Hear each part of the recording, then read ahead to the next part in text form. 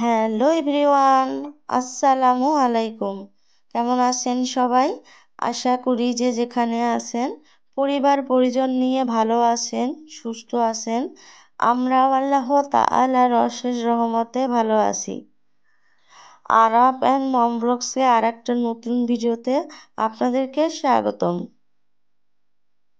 এই তো সকালবেলা ঘুম থেকে উঠে গেছি আর নাস্তা সেরে এখন কাজকর্মে লেগে পড়েছি। আরাপের বাবার কিছু কাপড় চোপড় ধুয়ে রাখা ছিল, সেগুলো গুছিয়ে নিলাম।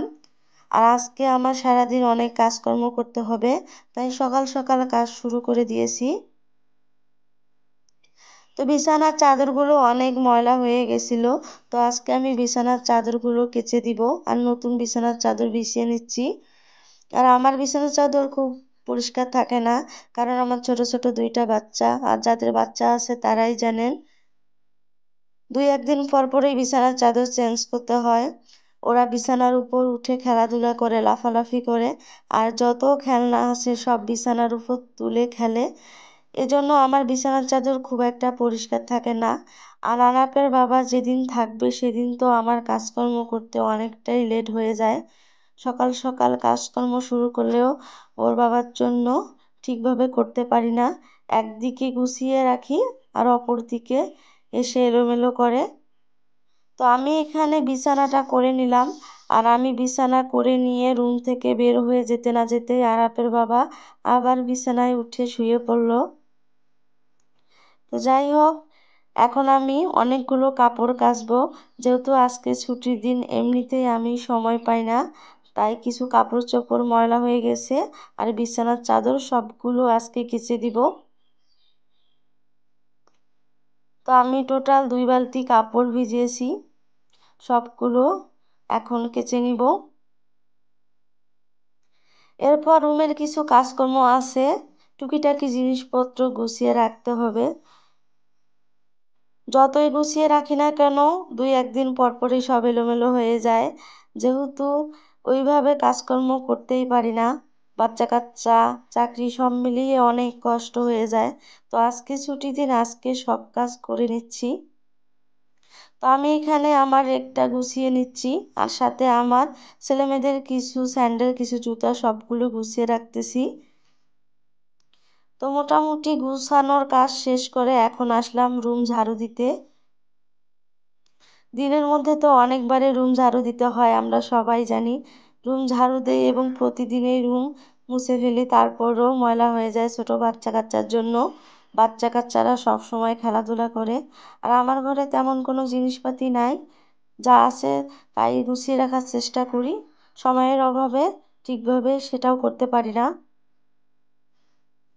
তো এখন রুম ঝাড়ু দেওয়ার পর আমি একটু সোয়াব দিয়ে নিব। রুম ঝাড়ু করার পরে সোয়াব না দিলে অনেক সময় বালু পায়ে লেগে যায়, আর পায়ে বালু লাগলে আমার একটুও ভালো লাগে না। আমি নিয়মিতই রুম সোয়াব দেই। আমি যেখানেই থাকি না কেন, যে অবস্থায় থাকি না কেন, আমি যখনই রুমে আসব প্রথমে রুম সোয়াব দিয়ে নিব। তো আজকে আপনাদের কাছে একটি রিকোয়েস্ট, প্লিজ ভিডিওটিতে একটি লাইক দিয়ে ভিডিওটি কন্টিনিউ করবেন, কারণ আপনার একটি লাইক আমার এই ভিডিওটি আরও 10 জনের কাছে পৌঁছে দিতে সাহায্য করবে। আর আপনি যদি আমার চ্যানেলটি এখনও সাবস্ক্রাইব করে না থাকেন, তাহলে প্লিজ প্লিজ আমার চ্যানেলটি সাবস্ক্রাইব করে রাখেন, আর পাশে থাকা বেল আইকনটি অন করে রাখেন, যাতে আমি নতুন কোনো ভিডিও ছাড়ার সাথে সাথে আপনাদের কাছে নোটিফিকেশন চলে যায়, আর আপনারা আপনাদের মূল্যবান সময় বের করে আমার এই ভিডিওটি দেখে নিতে পারেন। আর যারা অলরেডি এই কাজগুলো করেছেন তাদের অসংখ্য ধন্যবাদ। তো আপনাদের সাথে কথা বলতে বলতে আমি দুপুরের রান্না বান্না শুরু করে দিয়েছি, কাপড় কেচে রুম গুছিয়ে তারপর রান্না বান্নায় চলে আসলাম। তো আজকে আমি তেলাপিয়া মাছ রান্না করছি, আর তেলাপিয়া মাছ আমি কাঁচাই রান্না করতেছি। মাঝে মধ্যে এভাবে খেতে ভালো লাগে। আমাদের উত্তরবঙ্গে মাছ সাধারণত এভাবেই বেশি খায়, যখন মেহমান আসে বা স্পেশাল কিছু তখন মাছ ভেজে খায়, তাছাড়া সাদাসিধাভাবে এভাবেই খায়, কষিয়ে অথবা মেখে মাছ রান্না করে। এই মাছটা অবশ্য খেতে ভালোই লাগে, তবে আরাপের বাবা এই মাছ খাবে না, শুধু আমি খাবো আর আমার বাচ্চা কাচ্চারা খাবে। আর ইদানিং আরাপের বাবা মাছ খেতে চায় না, তবে অনেক অনেক মাছ কিনে, কিন্তু মাছ খেতে চায় না। মাছ আমি খাই আর আমার বাচ্চা কাচ্চা খায়, আর সাথে আমার মা মাঝে মধ্যে থাকে, আমার মা খায়। তো ওখানে আমি তেলাপিয়া মাছ রান্না করতেছিলাম আর অনেক কিছুই ভাবতেছিলাম, যে আমি ইউটিউব চ্যানেলে ভিডিও দিতেছি অনেক একটা বড় আশা নিয়ে, আমার ইউটিউব চ্যানেলটা অনেক বড় হবে একদিন না একদিন, কিন্তু সেভাবে কাজ করতে পারতেছি না। আমার ফোনের সমস্যা, আমার ভিডিওর কোয়ালিটি ভালো না। পরবর্তীতে চেষ্টা করব ভালো ভালো ভিডিও আপনাদেরকে উপহার দেওয়ার। সে পর্যন্ত আমার এই ভিডিওগুলো আপনারা দেখবেন আশা করি।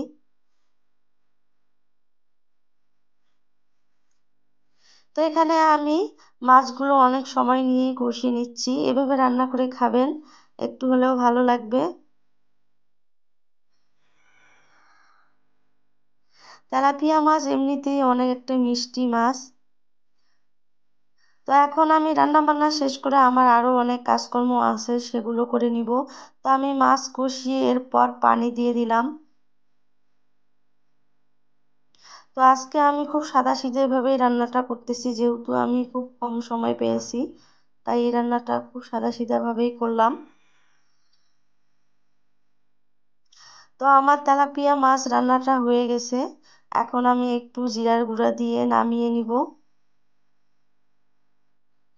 আর ঝটপট যখন আমার সময় থাকে না, আমি অনেক ব্যস্ত থাকি কাজকর্মে, তখন আমি এভাবেই রান্না করে নিই, যাতে সেই সময়টা ম্যানেজ হয়ে যায়।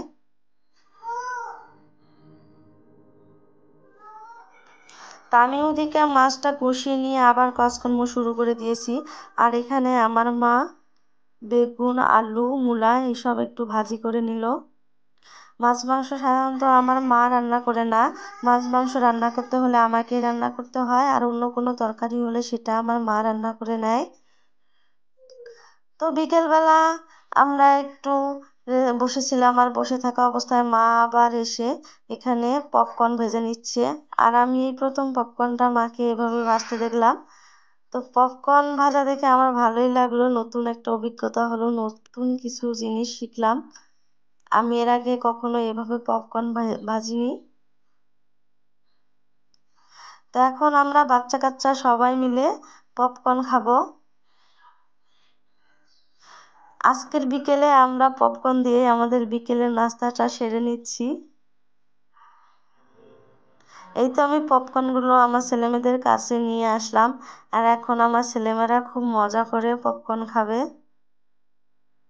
তো আমি আমার ছেলেকে ডাকতেছি পপকর্ন খাওয়ার জন্য। দেখেন আমার ছেলে কত মজা করে পপকর্ন খাচ্ছে। তো আজকের ভিডিওটি এ পর্যন্ত। ভালো থাকবেন, সুস্থ থাকবেন, আর অবশ্যই অবশ্যই আমার ভিডিওটি ভালো লাগলে একটি লাইক দিবেন আর চ্যানেলটি সাবস্ক্রাইব করে দিবেন।